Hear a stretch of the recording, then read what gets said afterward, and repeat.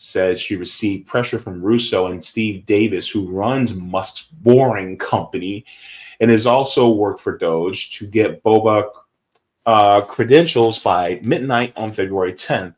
Boba was sworn in over the phone, contrary to standard practice. So they really wanted that guy in. So much so that they sworn him in over the phone. They phoned it in. That doesn't sound suspicious, right? Why the hurry?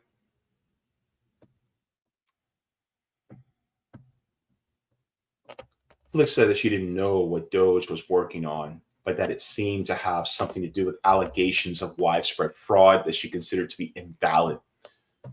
A spokesperson for the Social Security Administration did not respond to questions about Doge's work and the agency. Russo, Gates, Coulter, Boba, and Davis also did not respond to messages seeking comment.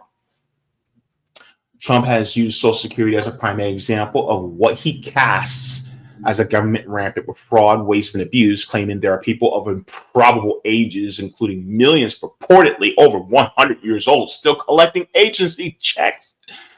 I'm not going to touch Social Security, Medicare, and Medicaid. No, we're going to get the fraud out of there, Trump told Fox Business in an interview aired on Sunday. You see, where I talk about it all the time, we have people 250 years old and all tremendous fraud. Here's the point. The Duke has repeatedly rebutted that claim.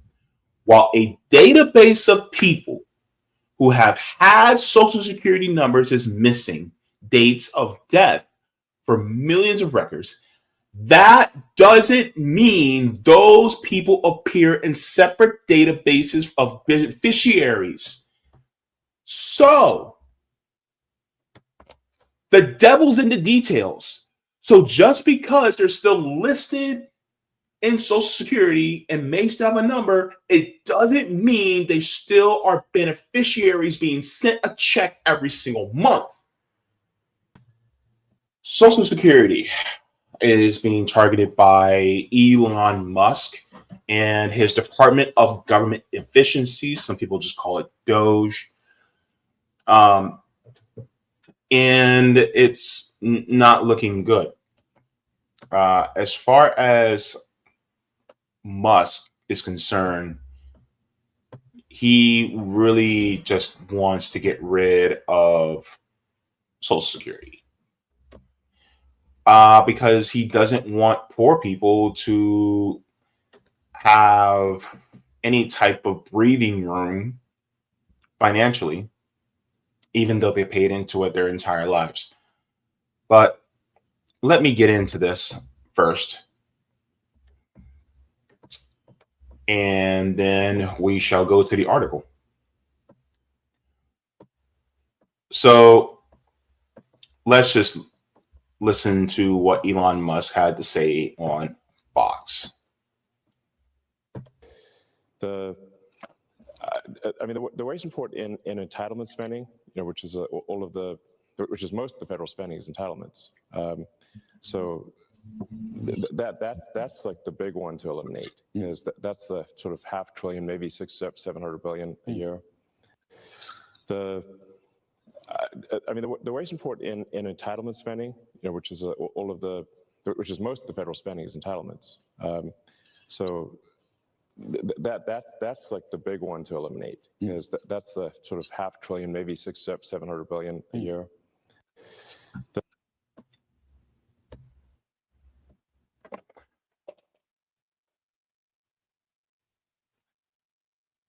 Wasn't the defense budget for last year somewhere north of $820 billion?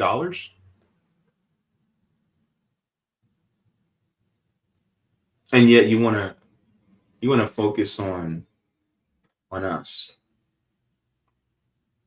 Here's the thing. When it comes to Elon Musk, someone like him who barely pays into Social Security, and I'll tell you guys why in a minute, wants to take it away from other people who are struggling already. A lot of us are struggling. But he doesn't care because for him, it's about making the government more efficient. When in reality, it's not about making the government more efficient. It's about getting more money in the hands of the rich like him. This says Musk taps private equity veterans to aid DOGE at Social Security. Now, I'm going to give a shout out to Roger Meadows for this story, for submitting this story. As somebody who is a Social Security disability recipient, this will deeply affect me. And this will deeply affect my mother. In the immediate future. So you can understand why I'm being very urgent about this. Let's continue. Says Elon Musk Department of Government Efficiency has sent 3 individuals with experience in private equity and finance to the Social Security Administration, highlighting the focus that President Donald Trump is putting on rooting out waste and fraud from the nation's social insurance programs. Among those tapped for the task are Antonio Gracias of Valor Equity Partners, who also served on the board of Tesla and was an early investor in SpaceX, which is both of Musk's companies, as well as Scott Coulter, formerly of Lone Pine Capital, and Michael Russo, formerly of Shift4, according to people familiar with the moves who spoke on condition of anonymity. Sorry, I can't talk today. Those names confirmed in agency and court documents underscore the importance that the Social Security Agency has taken a beachhead for Musk's government cost-cutting effort. Trump elevated mid-level anti-fraud specialist Leland Duduque to be Social Security's acting commissioner last month, skipping over more than 150 higher-ranking supervisors at the agency. The Duke had cooperated with DOGE, helping to bring Russo and Coulter into the agency, according to a sworn statement filed Friday by Tiffany Flick, the former agency chief of staff who retired when the Duke was promoted. Russo arrived February 3rd and introduced himself as DOGE representative to multiple employees on multiple occasions. He now serves as the agency's chief information officer. Russo has also brought on Akash Baba, a former intern for Peter Thiel's Palantir Technologies, to analyze Social Security data. Baba's onboarding was unusual, according to Flick, who said his background check was held up for a few days. Said she received pressure from Russo and Steve Davis, who runs Musk's Boring Company and has also worked for DOGE, to get Boba credentials by midnight on February 10th. Boba was sworn in over the phone, contrary to standard practice. So they really wanted that guy in. So much so they swore him in over the phone. They phoned it in. That doesn't sound suspicious, right? Why the hurry?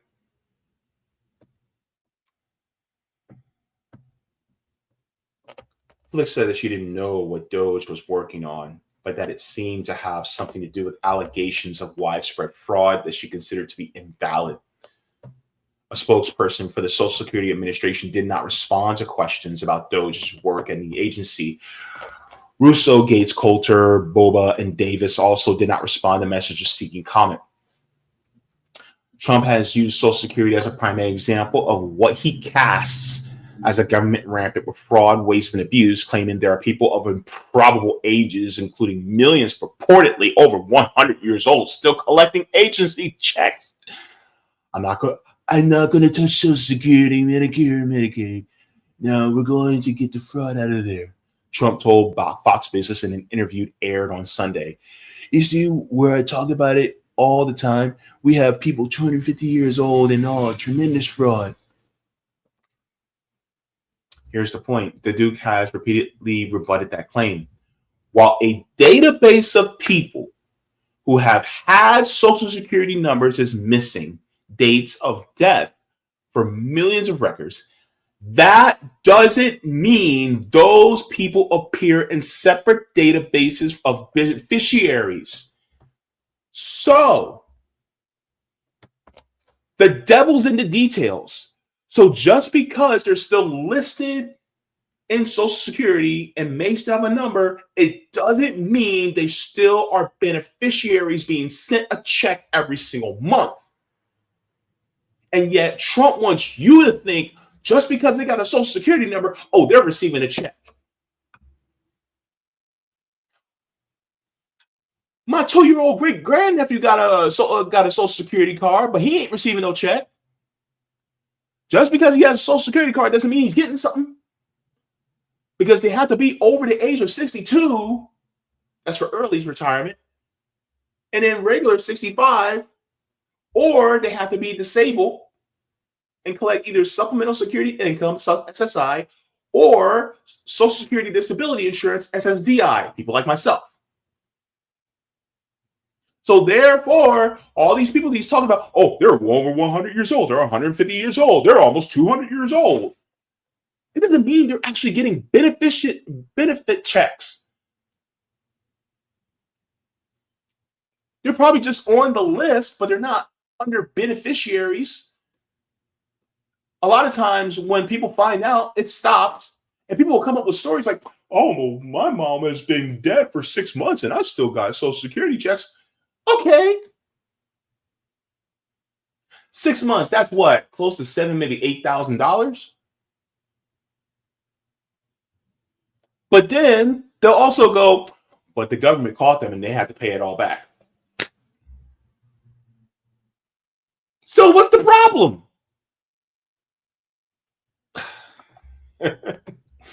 Anywho,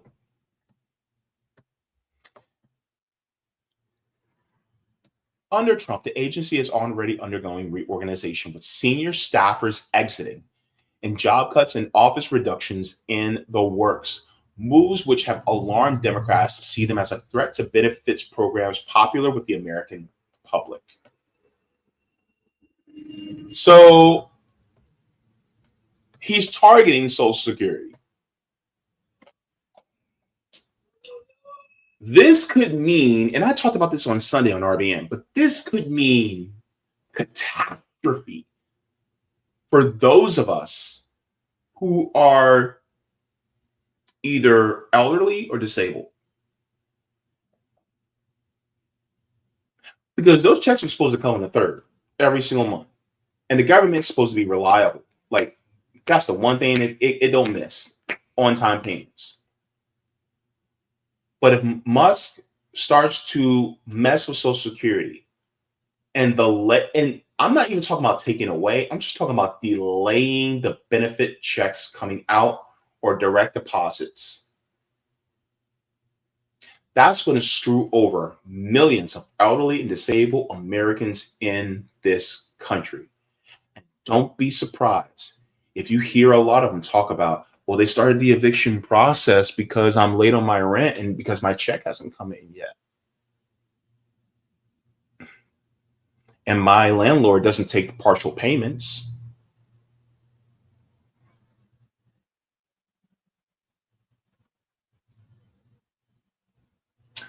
Do you see the issue with this? Do you see the problem? Do you see the danger on the horizon for wanting to cut? And people are like, well, and some liberals will be like, oh, well, they shouldn't call it entitlements. No. I'm going to sit on that word. I'm going to claim that word. Entitlements? Yes, entitlements. Because you, me, and your mama, and your daddy, and your grandmama, and everybody and their mama and grandmama have paid into Social Security, have contributed to this country, and we can't get that money back and on time?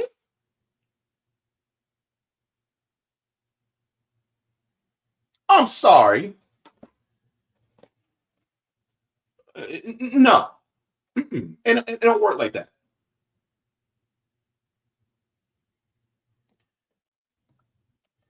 Now, I want to get into this. Let's just do a short little overview of exactly how Social Security works.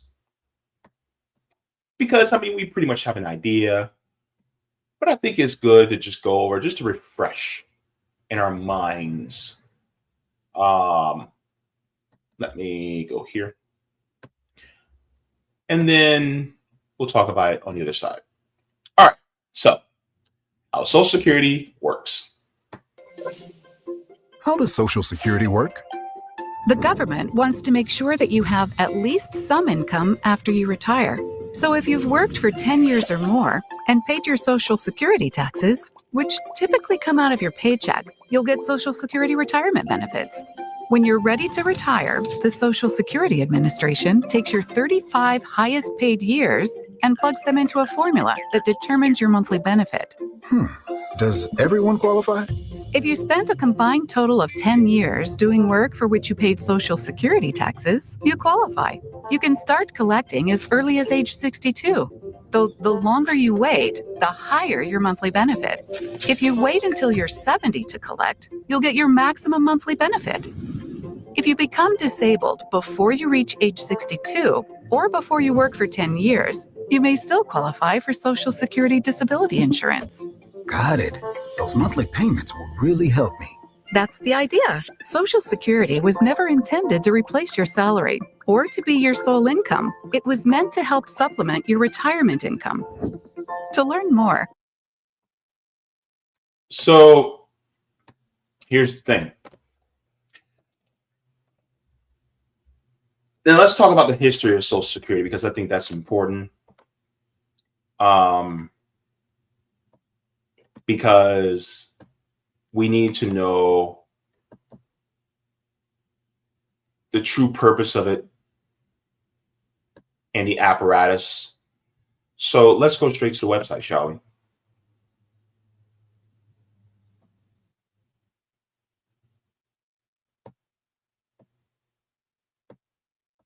Okay. Let me see here. Okay.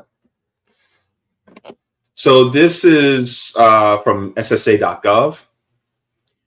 And it was Franklin Delano Roosevelt that actually signed the Social Security Act.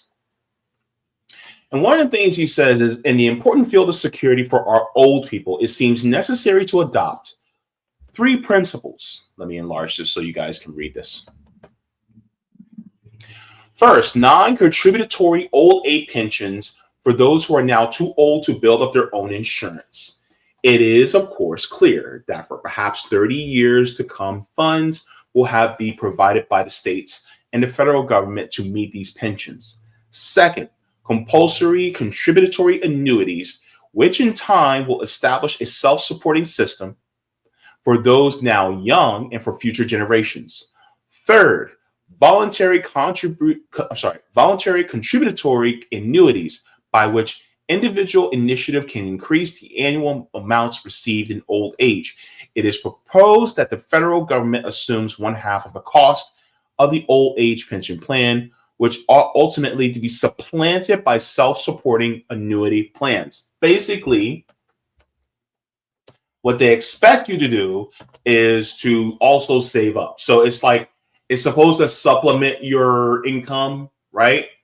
The problem is that a lot of companies stopped giving out pensions, and then they started doing 401ks, but not every company does a 401k plan. So therefore, in order to be able to save money, you have to make more than just a starvation wage in order to be able to put money away, to squirrel it away.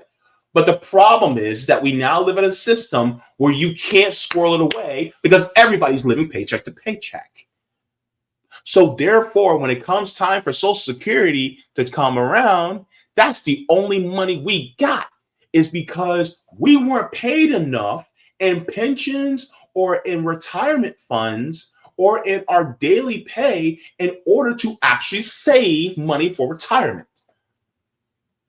because that squirreling away that we were supposed to do means that you have to have some disposable income to squirrel away. But if you're not getting it, then that means that by the time Social Security comes, you're only getting that little pittance, which means that the nature of Social Security must expand.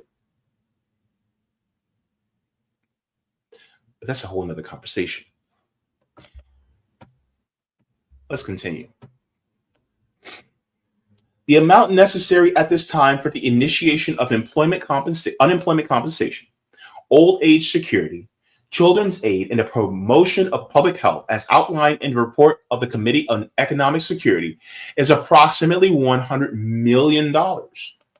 The establishment of sound means towards a greater future economic security of the American people is dictated by a prudent consideration of the hazards involved in our national life.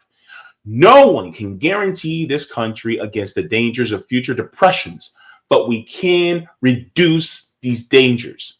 We can eliminate many of the factors that cause economic depressions, and we can provide the means of mitigating their results. This plan for economic security is at once a measure of prevention and a method of alleviation.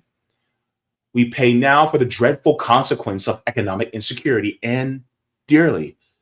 This plan presents a more equitable and infinitely less expensive means of meeting those costs. We cannot afford to neglect the planned duty before us. I strongly recommend action to attain the objectives sought in this report. So, basically saying that this is the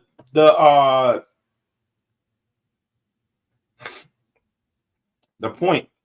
Okay, presidential statement signing the Social Security Act on August 14th, 1935. It says, today, a hope of many years standing in a large part fulfilled.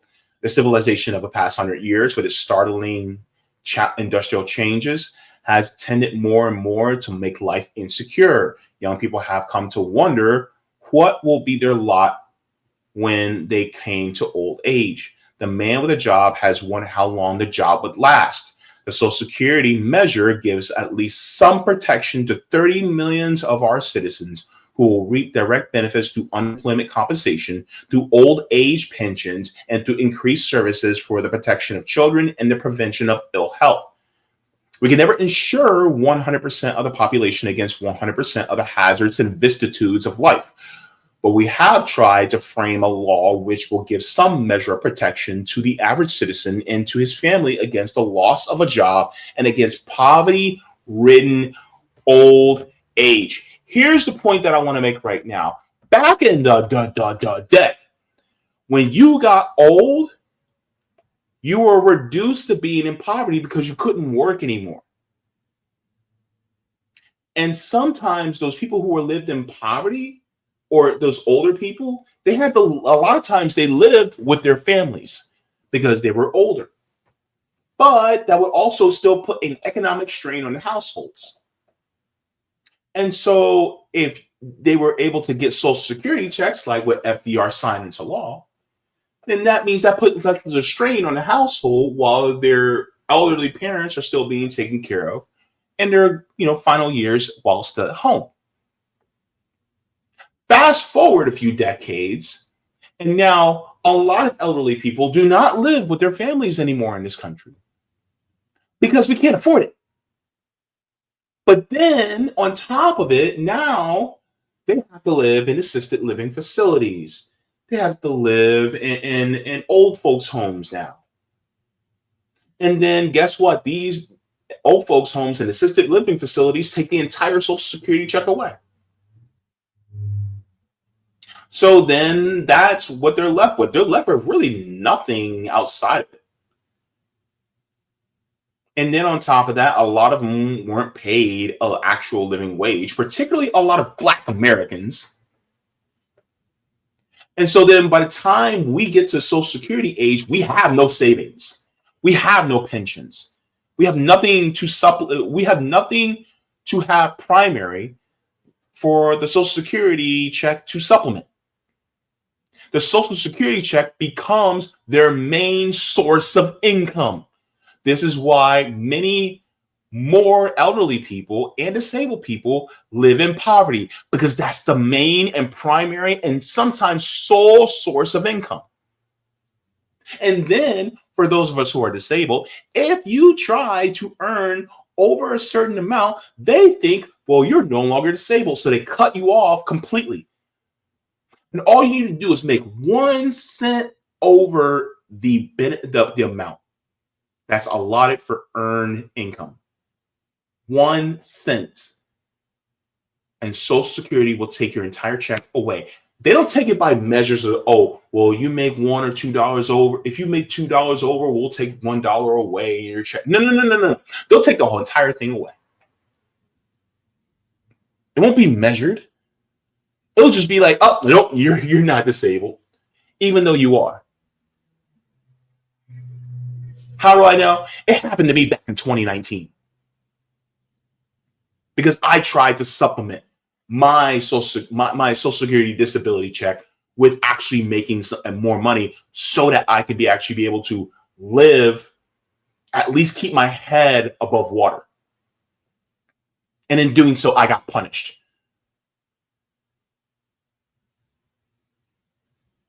Because we live in a system that does not give people the wherewithal in order to be able to squirrel away. And then if they do it through 401ks. And the 401ks are subject to the whims of the markets. And the markets can be volatile. And people have lost completely all of their life savings, all of their retirement because of a stock market crash. And this economy, according to Professor Richard Wolff, crashes every 4 to 7 years. So every 4 to 7 years, somebody is losing out on the retirement in their 401k because it's being subject to these volatile markets instead of actually being put in a pension like we had in many companies beforehand. And so now Elon Musk is trying to do the same thing. He's trying to privatize Social Security.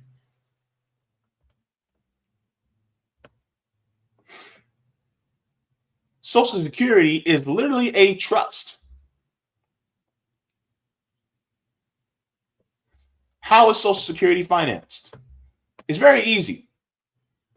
Social Security actually lays it out.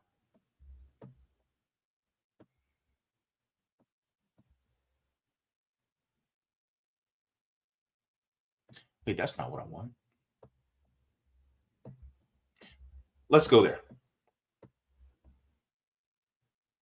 That's not what I wanted. Let me see. Here we go. Okay. So, how is Social Security financed? It's very simple, very easy. Stay with me. Social Security is financed through a dedicated payroll tax. Employers and employees each pay 6.2% of wages up to the taxable income of $176,100 in 2025, while the self-employed pay 12.4%. Now, let's stop there for a second, because here's also another disparity that I want to talk about. Because people talk about, oh my God, we can't afford Social Security because Social Security is, it's running out. It wouldn't have to run out if we actually tax the rich more.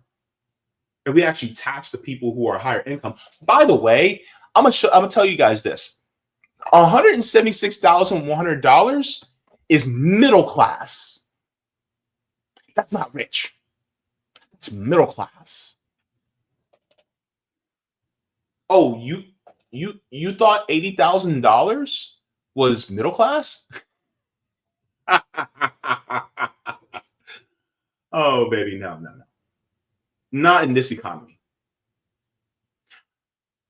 So, meaning that the $176,101 is not taxed at all. So if they're an employee, they don't get that 6.2%, that 6.2 cents taken out of that $171,001 or any other dollars earned on top of that. Or if they're self-employed, they don't get that, I think it's 12.4%. Sorry, I can't see. Yeah. They don't get that 12.4% taken out on that $176,101. Meaning that anybody who makes over $176,100, all that income does not get taxed for Social Security. Meaning all that income that could be contributing to the elderly and disabled in this country is left in the hands of the super rich. The same people that stole our surplus value when we were working are able to keep it and not contribute back to the people who actually gave of their lives in order to make sure that their companies thrived.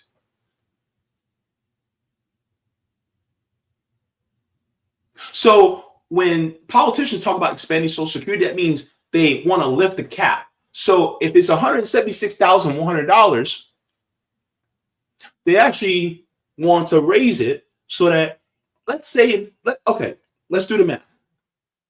All right. $176,100, right? $176,100. Let's times it by 2. If we just times it by 2, that's $352,200. Let's say we start taxing it up to $352,200. Do you know how much more money in Social Security we would get? How many people in this country make $352,200? I'd say probably around 10%. But that 10%, if we were to tax them at 6.2, or somebody like me, I would do a more progressive tax. If you're earning over this, well, we're doing 20. But here's the thing. That money can actually go and dump more into Social Security. And on top of that, number one, keep it solvent. Which really, it's always solvent because people are always paying into it. But 2, we can also expand the benefit amounts for people who are elderly and disabled in this country so that they can actually live instead of just trying to survive and keep their head above water. And now you got to think about the Elon Musks, the people who are set to become the first trillionaires within the next 5 years. All those capital gains, all that wealth, all that compensation, all that wealth that's held up in stocks and bonds and things like that. And you mean to tell me that we can't tax them for Social Security? We can't tax the people who have $1 billion? We can only tax them up to $171,000? What if we started taxing up to $1.76 billion? $1 million. What if we just did that? You know how much more money in Social Security would there be? How solvent it would be? Because the thing is, Social Security really is just a tax for the middle class. It's not actually a tax for anybody that's rich, which they should be paying into, but they don't. And yet it's funny because these rich people, by the time they hit 65 or 70, they can actually start claiming Social Security retirement. And they can start getting a check, even though they're billionaires, they're millionaires.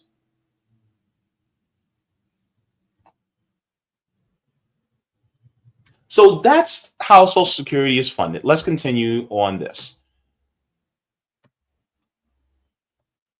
Total income, including interest to the combined OASI and the DI trust funds, amounted to $1.351 trillion in 2023, $1.233 trillion from the net payroll tax contributions, $51 billion from taxation of benefits, and $67 billion in interest. The payroll tax rates are set by law, and for OASI and DI, apparently to earnings up to a certain amount. This amount is called the contribution and benefit base or taxable minimum, rises as average wages increase. So that's pretty much it. That's how Social Security is financed, right? I was looking up a few numbers So let me share this.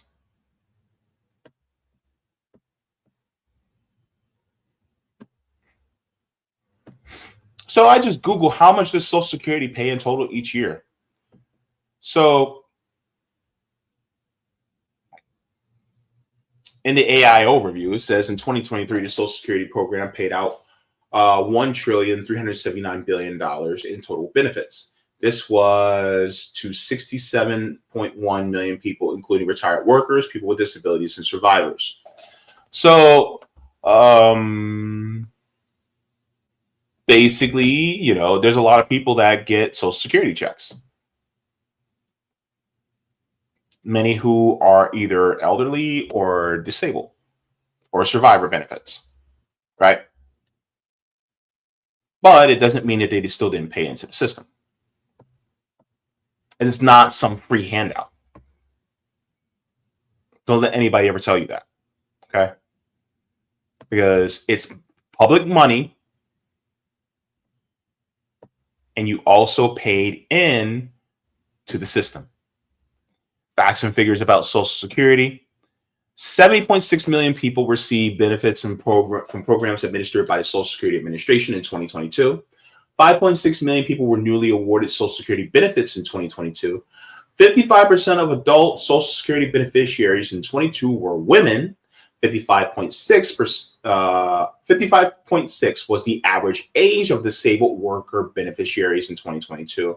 And 85% of supplemental security income recipients received payments because of disability or blindness in 2022.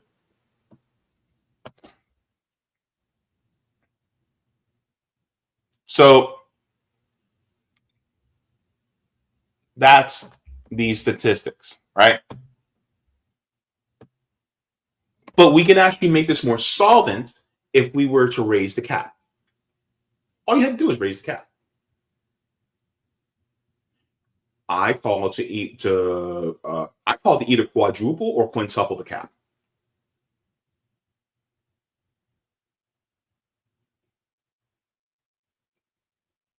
Because if you are a capitalist and you're extracting surplus value from your workers, that surplus value better make a turnaround, a U-turn, and take his ass right back to us for our old age or our disabled status.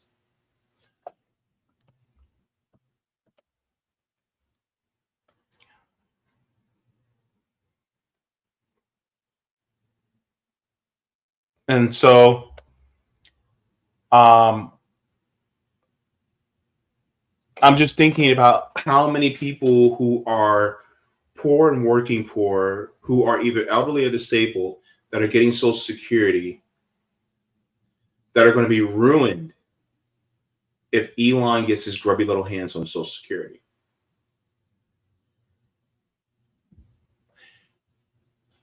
This man is going to have everybody's mama out here,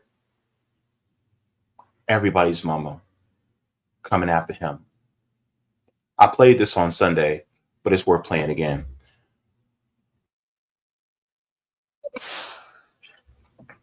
This lady ain't playing, y'all. She means it. Better get out of mama's way. She about to go off. Not off. President Musk, if my doggone check don't be in my account next month, you gonna need more than Homeland Security. In fact, going on 5 now, you don't need Homeland Security. You gonna need Jesus. It's 5 things you're gonna need. JESUS and all the angels. Let my check be a day late or $1 short. I don't want to hear it. You better hire everybody back you fired, get them people back to working to get my check in my account next month. I don't want to hear it. I do not want to hear it. And everybody who's supposed to get a check, they better get it. And it better not be late. Because if you think they scaled the walls of Washington on January 6th, you're going to see me scaling the walls. Right? That letter don't be there in April. Let my check don't be there. I'll be scaling the walls. You need to deport yourself. And don't go back to South Africa. because that ain't safe for you right now. That ain't safe for you. You better find somewhere on Mars or somewhere to go. Let them checks be late. And they better not be late now another month. I don't want to hear no talk about the SSS, the SSI check. I don't want to hear no talk about it. You put everything back the way it's supposed to be and get your tail from up there in Washington and take wig with you. I mean that with all my heart. You better call on Jesus.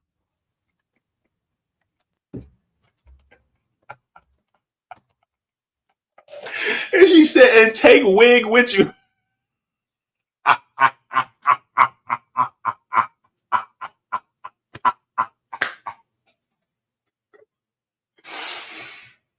Oh my God.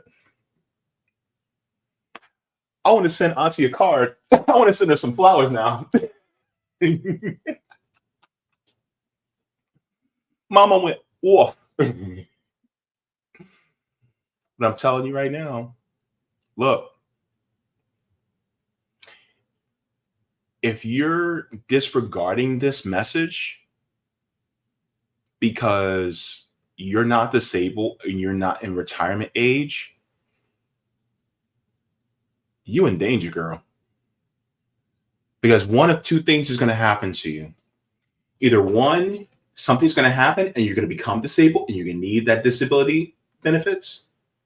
Or two, you're going to get old and you're still going to need those retirement benefits. Besides that, you won't get them because you're dead.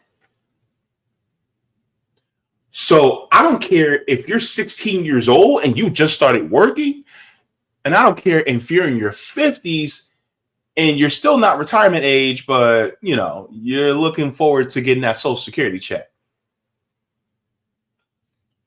Do not let this man touch our Social Security. He's going to do it, though. He's going to try. And that's going to bring more ruin to this nation. And this is why we talk about building mutual aid, building dual power. And also a really good idea.